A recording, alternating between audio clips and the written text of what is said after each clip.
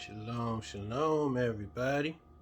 It's your brother Woodrow, Woody Rock, James, Yakub, whichever one you prefer. Coming again to talk to y'all about a subject that's very close to me for real. Something that I just want to warn our brothers and sisters about. Number one, you can't just go around. It's not good to, you can't say you can't just, because people can do whatever they want right now anyway. But it's not good to go around demonizing people for things that the Bible don't say. Like, some people just make up stuff and it sound good to a lot of people and they just go with it, but it's not necessarily what the Most High says on that subject. And I say that because I was scrolling up and down IG, which is one of my favorite things to do, I admit it. And I came across a meme from a brother who, man, his memes be the truth. Like, most of the time, like, the stuff that he put up, I be like, dang, I gotta repost that. And if I don't put it on my wall, most of the time, a lot of his stuff be in my stories. A lot of the credit for the stuff in my stories on IG, my stories be lit. Just a side note, like, if you follow me on social media, on either Facebook or IG, or, that's basically what I'm on, Facebook and IG, and you like the stuff I post, a lot of the stuff be stuff I got from this brother, especially in my stories. So shout out to him. I'm not gonna say his name, but shout out to him. You know who he is, or you may don't, but you will once I read this. I came across this particular meme and it just like stuck out to me, and not in a good way, which is unusual because most of the stuff he posts sticks out to me in a good way, but this one just like made me like, whoa. And the meme read like this: complaining every day is praying to the devil. And he had a lot of likes on it. And I was just like, what? I never heard nothing like that before. Because what the scriptures tell me is this was a man that the Bible say was a man after the Most High's own heart, King David. And before we go any further, I'm going to read how we know that he was a man after the Most High's own heart, because I had often heard that, but I never knew the actual chapter and the verse that said it. And it's actually 1 Samuel chapter 13 verse 14. And he was talking to King Saul. He said, but now thy kingdom shall not continue. Yah, the Most High, have sought him a man after his own heart, and Yah had commanded him to be captain over his people, because thou hast not kept that which Yah commanded thee. New Living Translation. But now your kingdom must end, for Yah has sought out a man after his own heart. Yah has already appointed him to be the leader of his people, because you have not kept Yah's command. So it's saying that King David is a man after the Most High's own heart, just like the song say, just like I heard a lot of people say, but I wanted to see the verse with my own eyes. And then it's once again in the New Testament for anybody who needs further proof of it. I know a lot of people in church, the main basis of the things that they study in church is the New Testament. So if you wanted out the New Testament also, this is Acts chapter 13 verse 22. It said, and when he removed him, he raised King Saul, that's who he removed, he raised up unto them David to be their king. There he is by name. To whom also he gave testimony and said, I have found David, the son of Jesse, a man after mine own heart, which shall fulfill all my will. New Living Translation. But Elohim removed Saul and replaced him with David, a man about whom Elohim said, the Most High said, I have found David, son of Jesse, a man after my own heart. He will do everything I want him to. Now, I guarantee you there's no better character witness on earth or anywhere than the Most High Yah. So if he said that's a man after his own heart, then that's who he is. So let's read what King David said. He said, this is Psalm 55, verses 1 and 2. To the chief musician on Neganoth, that's a string instrument, Meshkiel, a psalm of David. Give ear to my prayer, O Elohim, and hide not thyself from my supplication. Attend unto me and hear me. I mourn in my complaint and make a noise. Verse 3, because of the voice of the enemy and because of the oppression of the wicked, for they cast iniquity upon me, and in wrath they hate me. That's why he was complaining. That's King David, a man after the Most High's own heart, said that he was complaining. Asked the Most High to hear him. Amplified Bible. Let's see how they put it. To the chief musician with string instruments, a skillful song, or a didactic or reflective poem of David. Listen to my prayer, O Elohim, and do not hide yourself from my plea. Listen to me and answer me. I am restless and distraught in my complaint and distracted. And why is he distracted? Because of the voice of my enemy, because of the pressure of the wicked, for they bring down trouble on me, and in anger they persecute or harass me. So that's why he was complaining.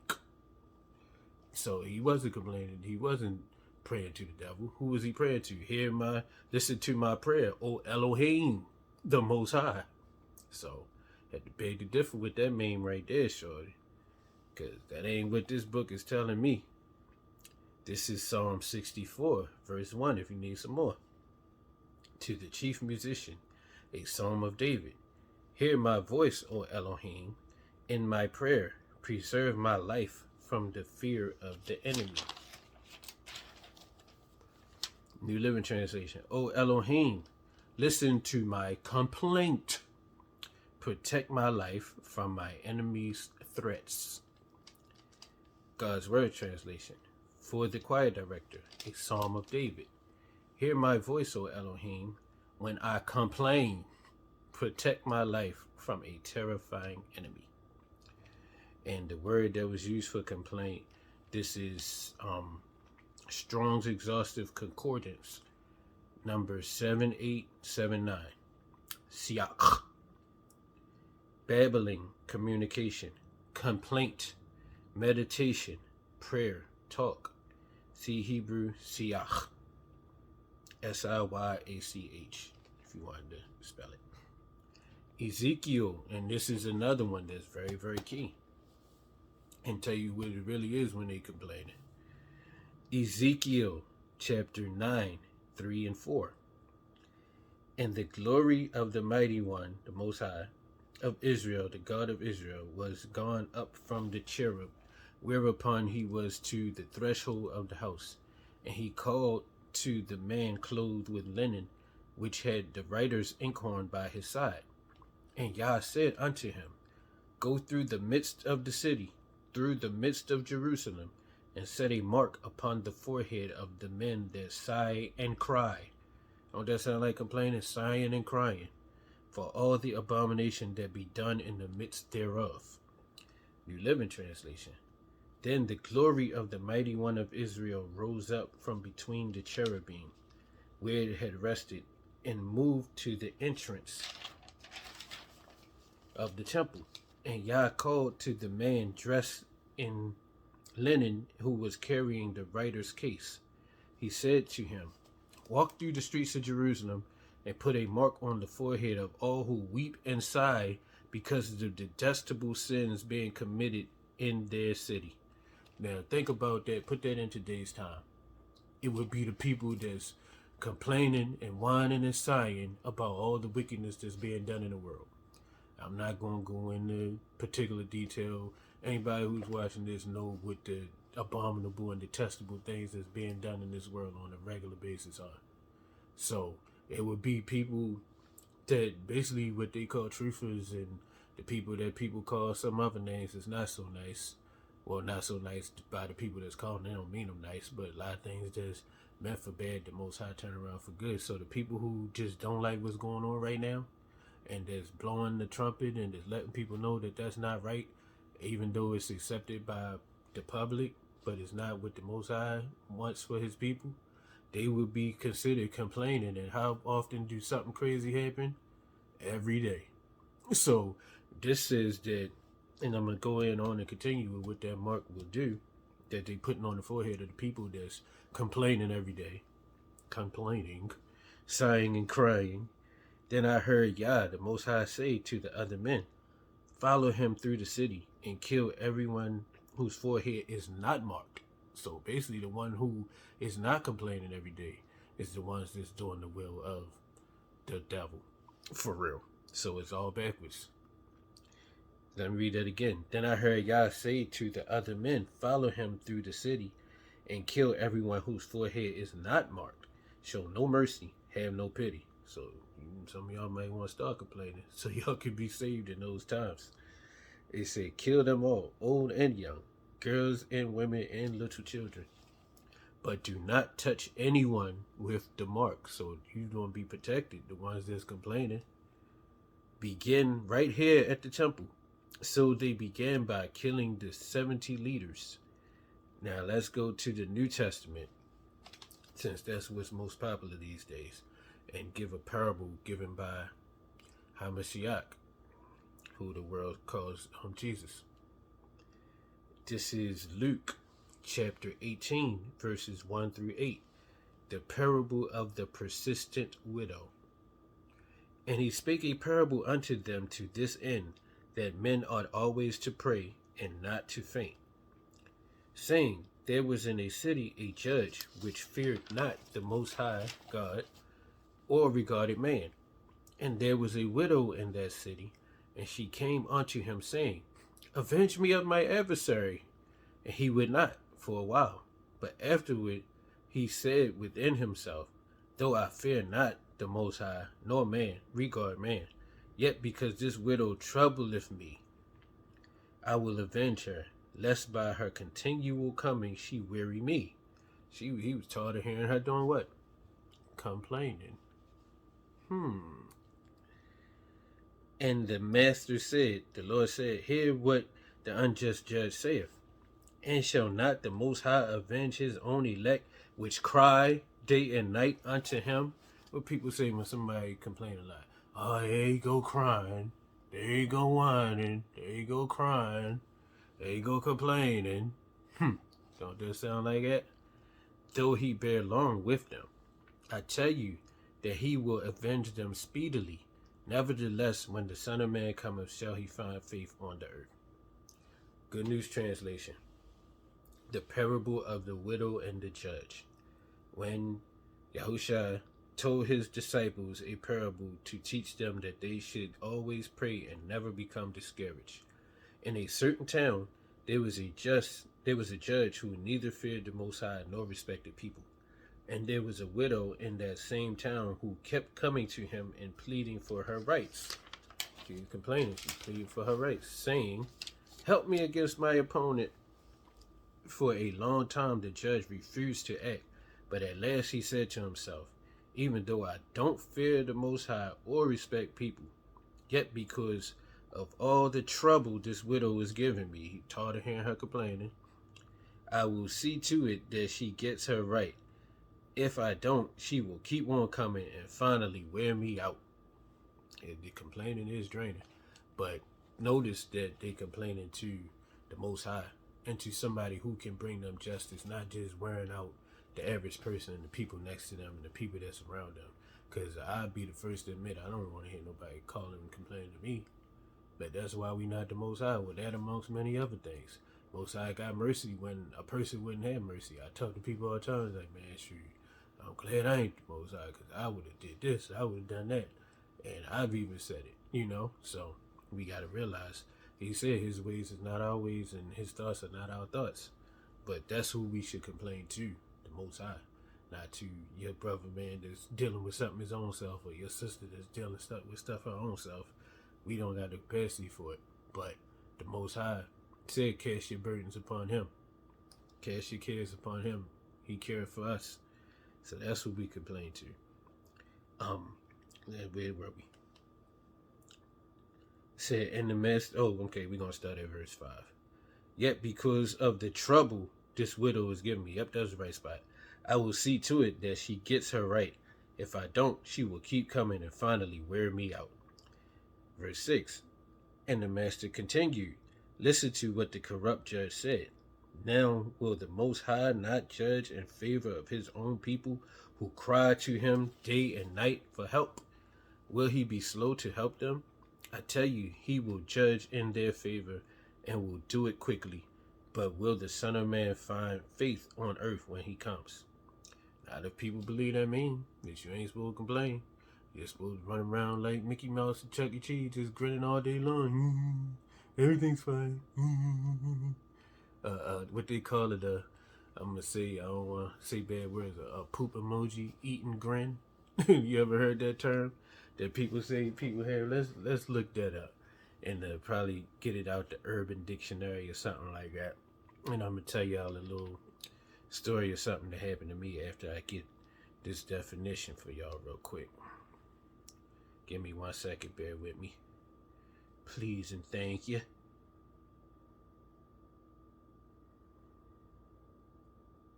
Grin.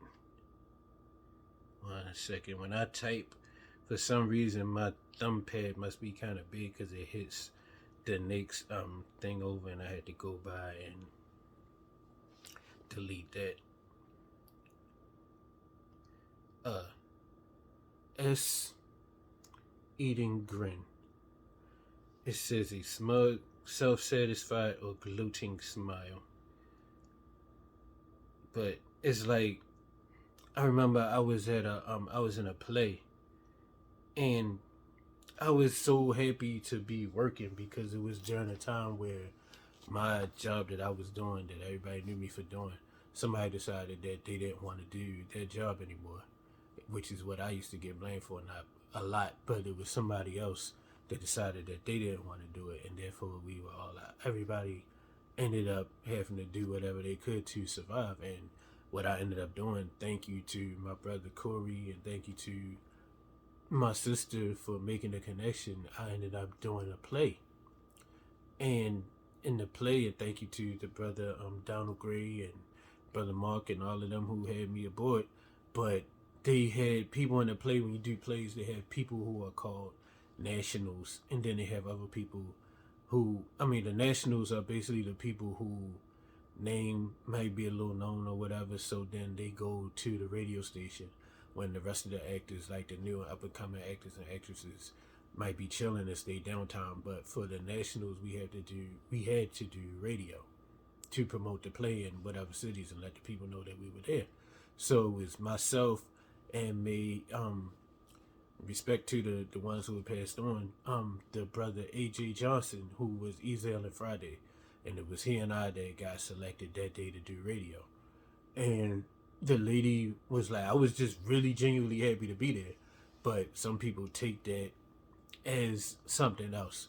So like the radio DJ was like, why are you just so happy?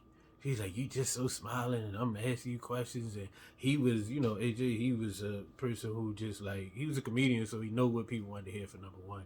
And for number two, he's an old vet in the game, so he had his complaints when she was asking him how everything was going. And he had, but he would do it in a funny way. And then me, I was just happy to be there, happy-go-lucky. And I talked before how that'd get you in trouble. And when they went to a commercial, no, she did this on the air, and I ended up checking her when we went to a commercial break, because everybody got two sides. I'm not proud of that, but everybody do have two sides. But anyway, she was like, you just so happy. If somebody asked you, I think if somebody asked you if you wanted a SHIT sandwich, you'll probably just smile like, yeah, please. And, looking back, so when we went to the commercial break, definitely let her know that my circumstances leading up to me being in the play, and that I was so happy to be there that it wasn't much that could have happened that could have made me complain, short of somebody, like straight disrespecting me or something like that, which in a way she did. But we dealt with that off the air, and she wiped her tears, and we got from me talking to her, and we got back on the air. Then she understood where I was coming from. But said that to say that everybody's not like a Chuck E. Cheese character, or shout out to my homie Julie that I was speaking to earlier, and I came across these memes. I'm going to get back to the scriptures, but I came across these memes that I actually shared on Facebook yesterday, because I feel like we live in a society now that is really heavy into something that's called toxic positivity. And we're going to read the definition of that in 1 second. We're going to get to that. But people just tend to feel like everybody just supposed to grin and bear it. Like, no matter what they going through, everybody's supposed to be happy. And if you don't have a smile on your face, then it's got to be something the matter with you. And you got to be you're a horrible person, or you're just negative. You're just so negative. Positive vibes only. And life is not always positive. Not saying that you should just go around just mad all day long, mad at the world and bitching and groaning and stuff like that. But at the same time, it is what they say in Ecclesiastes. It's a time and a season for everything. Everything under the sun.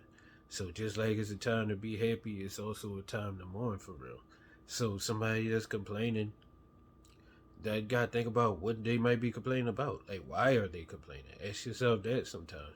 Instead of just saying, oh, they just always complaining. But like I said, on the flip side, to be fair, try to do your best to do your complaining to the Most High. Because complaining to people is not your best bet 9 times out of 10, because people don't want to hear that. Everybody got problems of their own. Like I told a story before with a very close loved one of mine came to visit, and it was like me and I had roommates at the time, so they started complaining to one of the roommates, and the roommate was like, stopped that person before they even got into their complaint. Like, look, hey, I love you, but I got problems of my own. Really don't want to hear that. And I could do nothing but respect that, you know. And the other time I would have defended my loved one, but in that situation, I was like, hey, that's the truth. I'm going to start telling people that for real. This is a meme from a page that I follow on Facebook called Sincerely a Realist. And it says, you don't have to be positive all the time. It is perfectly okay to feel sad, angry, annoyed, frustrated, scared, and anxious. Having feelings doesn't make you a negative person. It makes you human. Love that one. And then a couple day or so later, I came across this one. It says, talking about what happened to me is not negative. Talking about it doesn't bring shame on my family, or the church. It brings shame on the abuser or perpetrator of the wrong action. And that is as it should be.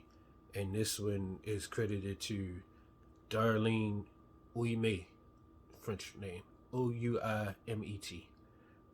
And her thing is www.emergingfrombroken.com if anybody wanted to check that out.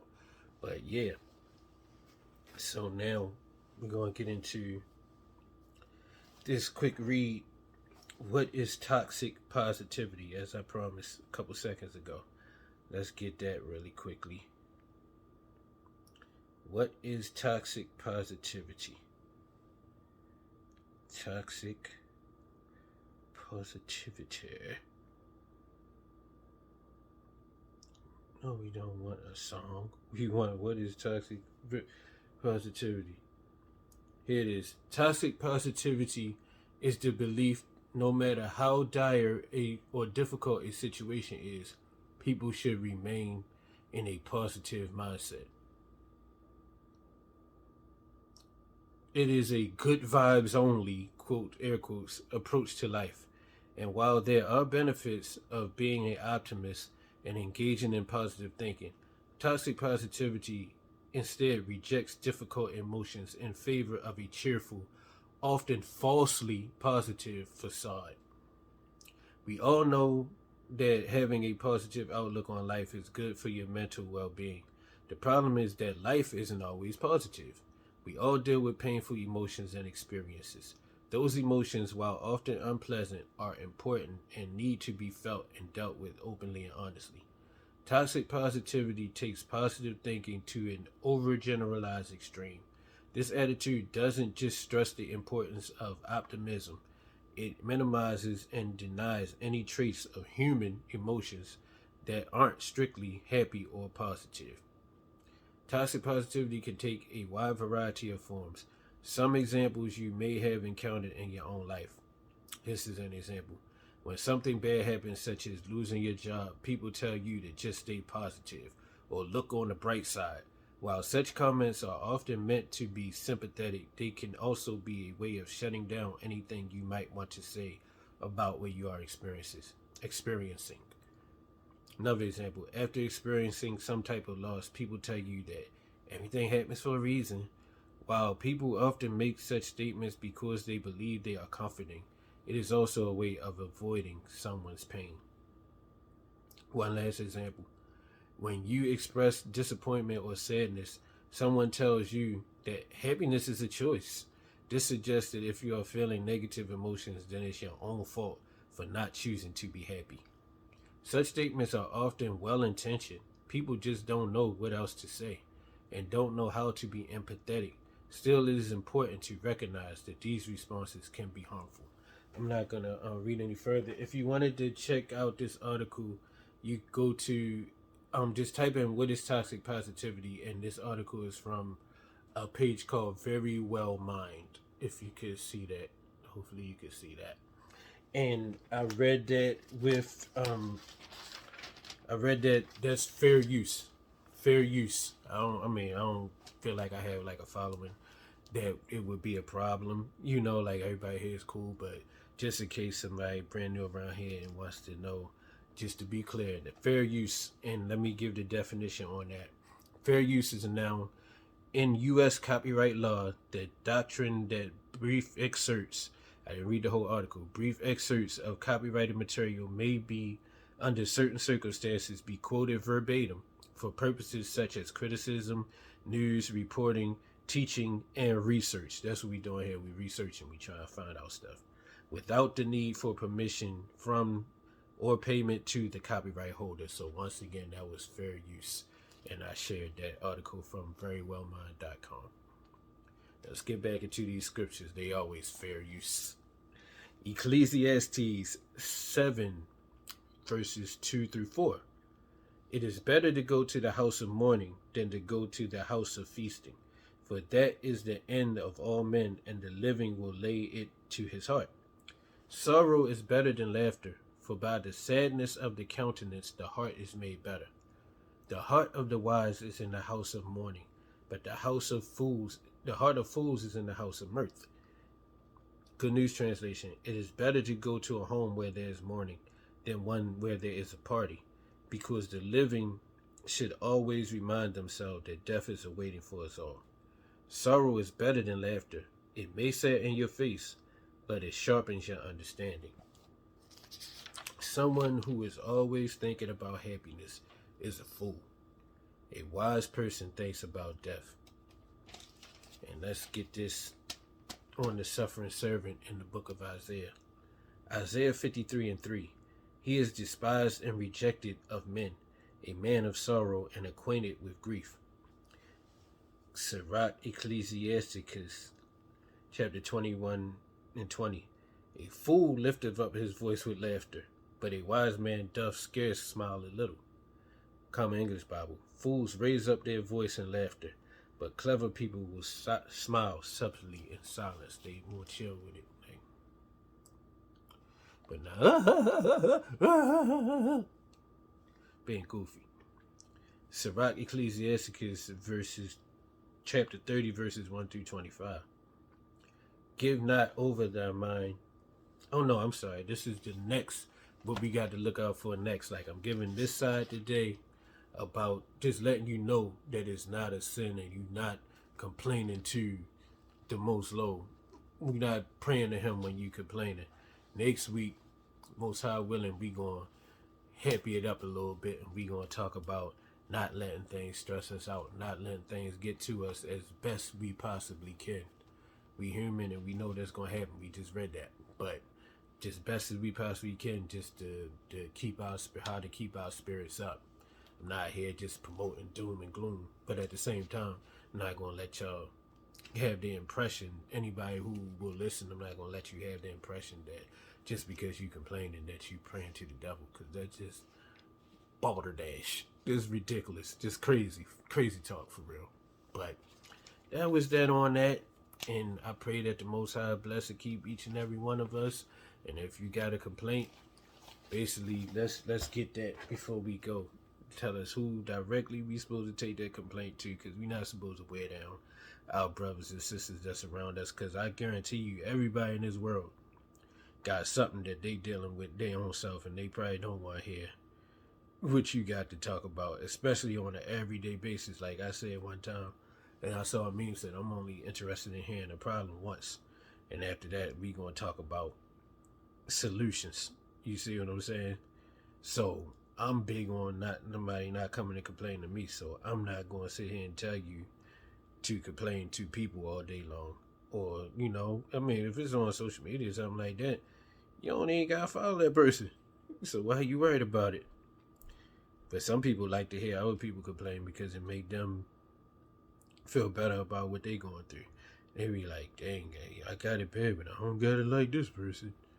Like, at least I don't got it as bad as him or as bad as her. So you gotta watch who you do complain to. But the one who you supposed to, the one who actually does want to hear it and does always have time for it and time for what you saying, give it to you right here in this one, and then we gonna wrap it up. This is Psalm 55:22. Cast thy burden upon the Lord, and he shall sustain thee. He shall never suffer the righteous to be moved. This is the New Living Translation. Give your burdens to Yah, the Most High, and he will take care of you. He will not permit the godly to slip and fall. So if you got complaints, especially if it's about wickedness that's going on in the world and stuff like that, let the Most High hear them complaints. And other like-minded brothers and sisters who might have the same complaints and concerns. And the Most High will take care of us, and he will set a mark on the ones who are sighing and crying. So don't let nobody make you feel like that you praying to the devil because you got a complaint. Don't believe it. Don't believe the hype. For real. And with that being said, we gonna wrap this one up. We out of here. May the Most High bless and keep y'all. Prayerfully we'll get together again real soon. Much love. May the Most High increase y'all.